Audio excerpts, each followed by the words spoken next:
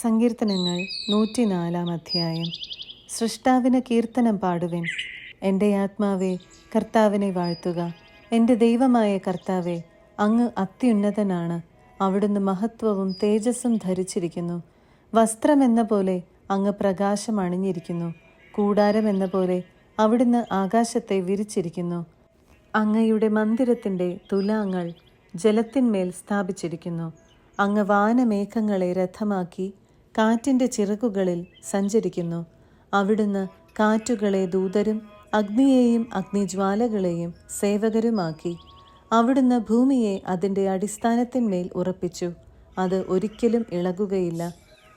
അവിടുന്ന് വസ്ത്രം കൊണ്ടെന്ന പോലെ ആഴികൊണ്ട് അതിനെ ആവരണം ചെയ്തു. വെള്ളം പർവ്വതങ്ങൾക്കു മീതെ നിന്നു. അങ്ങ് ശാസിക്കുമ്പോൾ അവ ഓടിയകലുന്നു. അങ്ങ് ഇടിമുഴക്കുമ്പോൾ അവ പലായനം ചെയ്യുന്നു. അവിടുന്ന് നിർദ്ദേശിച്ച ഇടങ്ങളിൽ പർവ്വതങ്ങൾ പൊങ്ങിയും താഴ്വരകൾ താണു നിൽക്കുന്നു. ജലം വീണ്ടും ഭൂമിയെ മൂടാതിരിക്കാൻ അങ്ങ് അതിന് അലംഘനീയമായ അതിരു നിശ്ചയിച്ചു. അവിടുന്ന് താഴ്വരകളിലേക്ക് ഉറവുകളെ ഒഴുക്കുന്നു. അവ മലകൾക്കിടയിലൂടെ ഒഴുകുന്നു. എല്ലാ വന്യമൃഗങ്ങളും അതിൽ നിന്ന് കുടിക്കുന്നു. കാട്ടുകഴുതകളും ദാഹം തീർക്കുന്നു. ആകാശപ്പറവകൾ അവയുടെ തീരത്ത് വസിക്കുന്നു. മരക്കൊമ്പുകൾക്കിടയിലിരുന്ന് അവ പാടുന്നു. അവിടുന്ന് തൻ്റെ ഉന്നതമായ മന്ദിരത്തിൽ നിന്ന് മലകളെ നനയ്ക്കുന്നു. അങ്ങയുടെ പ്രവൃത്തിയുടെ ഫലം അനുഭവിച്ച് ഭൂമി തൃപ്തിയടയുന്നു. അവിടുന്ന് കന്നുകാലികൾക്ക് വേണ്ടി പുല്ല് മുളപ്പിക്കുന്നു. മനുഷ്യന് ഭൂമിയിൽ നിന്ന് ആഹാരം ലഭിക്കാൻ കൃഷിക്ക് വേണ്ട സസ്യങ്ങൾ മുളപ്പിക്കുന്നു. മനുഷ്യൻ്റെ ഹൃദയത്തെ സന്തോഷിപ്പിക്കാൻ വീഞ്ഞും മുഖം മിനുക്കാൻ എണ്ണയും ശക്തി നൽകാൻ ഭക്ഷണവും പ്രദാനം ചെയ്യുന്നു. കർത്താവിൻ്റെ വൃക്ഷങ്ങൾക്ക്, അവിടുന്ന് നട്ടുപിടിപ്പിച്ച ലെബനോനിലെ ദേവദാരുക്കൾക്ക് സമൃദ്ധമായി ജലം ലഭിക്കുന്നു. അവയിൽ പക്ഷികൾ കൂടുകൂട്ടുന്നു. കൊക്ക് ദേവദാരുവിൽ ചേക്കേറുന്നു. ഉയർന്ന പർവ്വതങ്ങൾ കാട്ടാടുകൾക്കും പാറകൾ കുഴിമുയലുകൾക്കും സങ്കേതമാണ്. ഋതുക്കൾ നിർണയിക്കാൻ അവിടുന്ന് ചന്ദ്രനെ നിർമ്മിച്ചു. സൂര്യന് തൻ്റെ അസ്തമയം അറിയാം. അവിടുന്ന് ഇരുട്ടു വരുത്തുന്നു, രാത്രിയാക്കുന്നു. അപ്പോൾ വന്യജീവികൾ പുറത്തിറങ്ങുന്നു. യുവസിംഹങ്ങൾ ഇരയ്ക്കു വേണ്ടി അലറുന്നു. ദൈവത്തോട് അവ ഇര ചോദിക്കുന്നു. സൂര്യൻ ഉദിക്കുമ്പോൾ അവ മടങ്ങിപ്പോയി ഗുഹകളിൽ കിടക്കുന്നു. അപ്പോൾ മനുഷ്യൻ വേലയ്ക്കിറങ്ങുന്നു. സന്ധ്യയോളം അവർ അധ്വാനിക്കുന്നു. കർത്താവെ, അങ്ങയുടെ സൃഷ്ടികൾ എത്ര വൈവിധ്യപൂർണങ്ങളാണ്! ജ്ഞാനത്താൽ അങ്ങ് അവയെ നിർമ്മിച്ചു. ഭൂമി അങ്ങയുടെ സൃഷ്ടികളാൽ നിറഞ്ഞിരിക്കുന്നു. അതാ വിസ്തൃതമായ മഹാസമുദ്രം. ചെറുതും വലുതുമായ അസംഖ്യം ജീവികളെ കൊണ്ട് അവ നിറഞ്ഞിരിക്കുന്നു. അതിൽ കപ്പലുകൾ സഞ്ചരിക്കുന്നു. അങ്ങ് സൃഷ്ടിച്ച ലവിയാത്തൻ അതിൽ വിഹരിക്കുന്നു. യഥാസമയം ഭക്ഷണം ലഭിക്കാൻ അവ അങ്ങയെ നോക്കിയിരിക്കുന്നു. അങ്ങ് നൽകുമ്പോൾ അവ ഭക്ഷിക്കുന്നു. അങ്ങ് കൈ തുറന്നു കൊടുക്കുമ്പോൾ അവ നന്മകളാൽ സംതൃപ്തരാകുന്നു. അവിടുന്ന് മുഖം മറയ്ക്കുമ്പോൾ അവ പരിഭ്രാന്തരാകുന്നു. അങ്ങ് അവയുടെ ശ്വാസം പിൻവലിക്കുമ്പോൾ അവ മരിച്ച് പൂഴിയിലേക്ക് മടങ്ങുന്നു.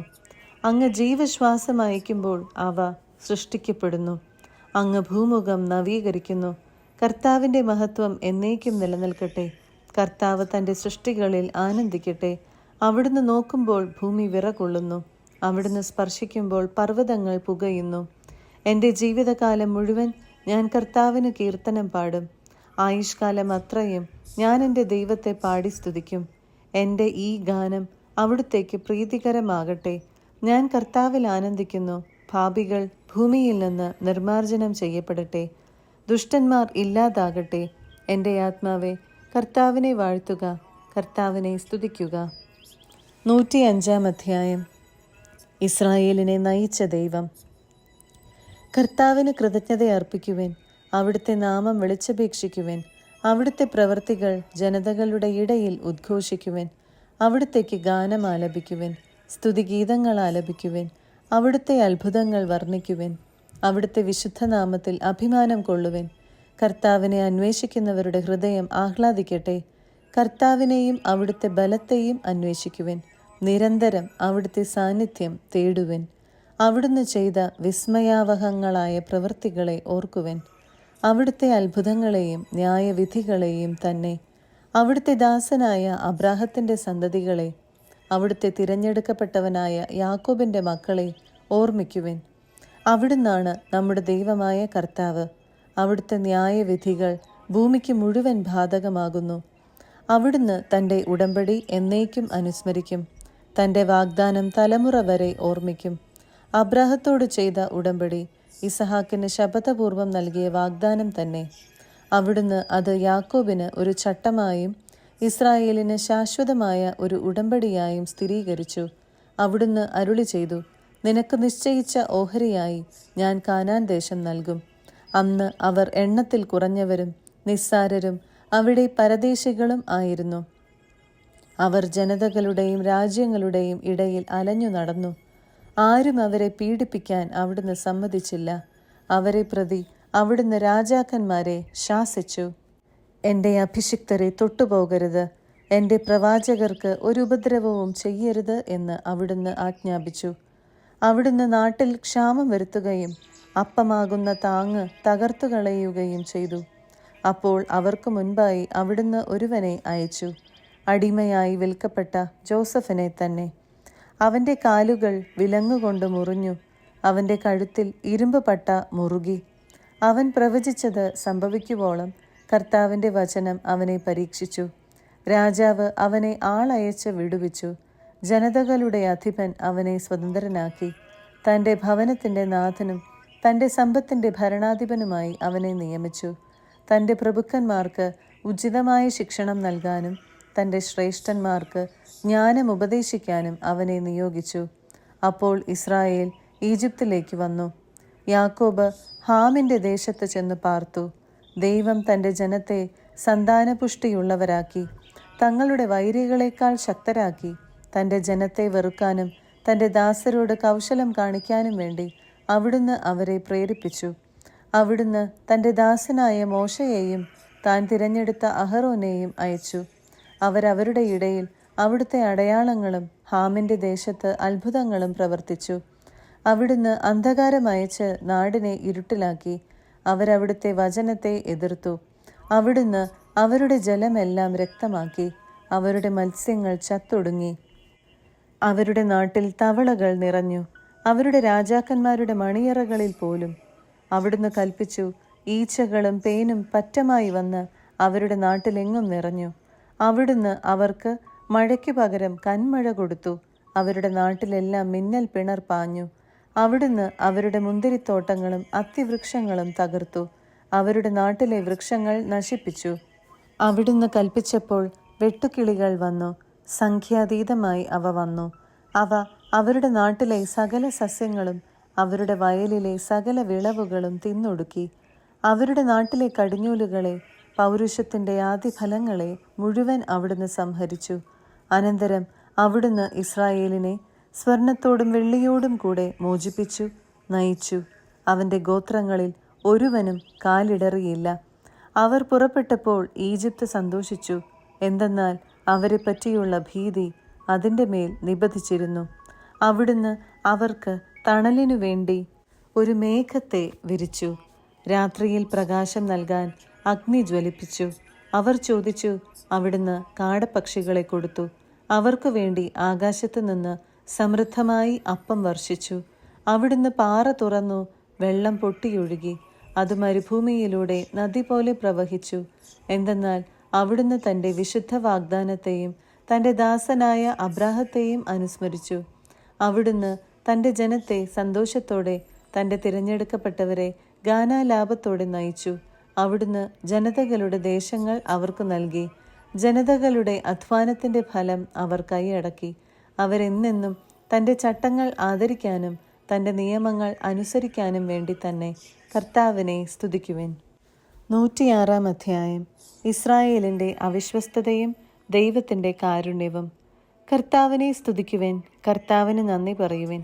അവിടുന്ന് നല്ലവനാണ്, അവിടുത്തെ കാരുണ്യം എന്നേക്കും നിലനിൽക്കുന്നു. കർത്താവിൻ്റെ അത്ഭുത കൃത്യങ്ങൾ ആർ വർണ്ണിക്കും? അവിടുത്തെ അപദാനങ്ങൾ ആർ കീർത്തിക്കും? ന്യായം പാലിക്കുകയും നീതി പ്രവർത്തിക്കുകയും ചെയ്യുന്നവർ ഭാഗ്യവാന്മാർ. കർത്താവെ, അവിടുന്ന് ജനത്തോട് കാരുണ്യം കാണിക്കുമ്പോൾ എന്നെ ഓർക്കണമേ. അവിടുന്ന് അവരെ മോചിപ്പിക്കുമ്പോൾ എന്നെ സഹായിക്കണമേ. അങ്ങയുടെ തിരഞ്ഞെടുക്കപ്പെട്ടവരുടെ ഐശ്വര്യം കാണാൻ എനിക്കിടയാകട്ടെ. അങ്ങയുടെ ജനത്തിൻ്റെ സന്തോഷത്തിൽ ഞാൻ പങ്കുചേരട്ടെ. അങ്ങയുടെ അവകാശത്തോടൊപ്പം ഞാൻ അഭിമാനം കൊള്ളട്ടെ. ഞങ്ങളും ഞങ്ങളുടെ പിതാക്കന്മാരും പാപം ചെയ്തു. ഞങ്ങൾ അനീതി പ്രവർത്തിച്ചു. ഞങ്ങൾ ദുഷ്ടതയോടെ പെരുമാറി. ഞങ്ങളുടെ പിതാക്കന്മാർ ഈജിപ്തിലായിരുന്നപ്പോൾ അങ്ങയുടെ അത്ഭുതങ്ങളെ ഗൗനിച്ചില്ല. അങ്ങയുടെ കാരുണ്യാതിരേകത്തെ അവർ അനുസ്മരിച്ചില്ല. അവർ ചെങ്കടൽ തീരത്തു വെച്ച് അത്യുന്നതനെതിരെ മത്സരിച്ചു. എന്നിട്ടും അവിടുന്ന് തൻ്റെ മഹാശക്തി വെളിപ്പെടുത്താൻ വേണ്ടി തൻ്റെ നാമത്തെ പ്രതി അവരെ രക്ഷിച്ചു. അവിടുന്ന് ചെങ്കടലിനെ ശാസിച്ചു, അത് വറ്റി വരണ്ടു. അവിടുന്ന് അവരെ മരുഭൂമിയിലൂടെ എന്ന പോലെ ആഴിയിലൂടെ നടത്തി. അവിടുന്ന് അവരെ ശത്രുക്കളുടെ കയ്യിൽ നിന്ന് രക്ഷിച്ചു, വൈരികളുടെ പിടിയിൽ നിന്ന് വീണ്ടെടുത്തു. വെള്ളം അവരുടെ ശത്രുക്കളെ മൂടിക്കളഞ്ഞു, അവരിൽ ആരും അവശേഷിച്ചില്ല. അപ്പോൾ അവിടുത്തെ വാക്കുകൾ അവർ വിശ്വസിച്ചു, അവരവിടുത്തേക്ക് സ്തുതി പാടി. എങ്കിലും അവരവിടുത്തെ പ്രവൃത്തികൾ വേഗം മറന്നു കളഞ്ഞു, അവിടുത്തെ ഉപദേശം തേടിയില്ല. മരുഭൂമിയിൽ വെച്ച് ആസക്തി അവരെ കീഴടക്കി.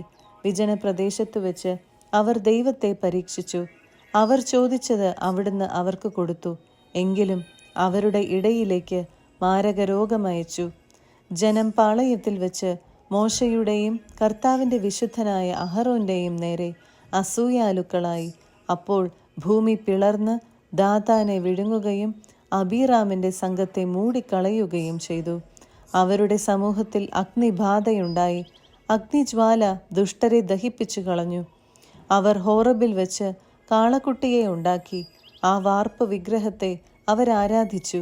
അങ്ങനെ അവർ ദൈവത്തിന് നൽകേണ്ട മഹത്വം പുല്ല് തിന്നുന്ന കാളയുടെ ബിംബത്തിന് നൽകി. ഈജിപ്തിൽ വെച്ച് വൻ കാര്യങ്ങൾ ചെയ്ത തങ്ങളുടെ രക്ഷകനായ ദൈവത്തെ അവർ മറന്നു. ഹാമിൻ്റെ നാട്ടിൽ വെച്ച് വിസ്മയനീയമായ പ്രവൃത്തികളും ചെങ്കടലിൽ വെച്ച് ഭീതിജനകമായ കാര്യങ്ങളും ചെയ്തവനെ അവർ വിസ്മരിച്ചു.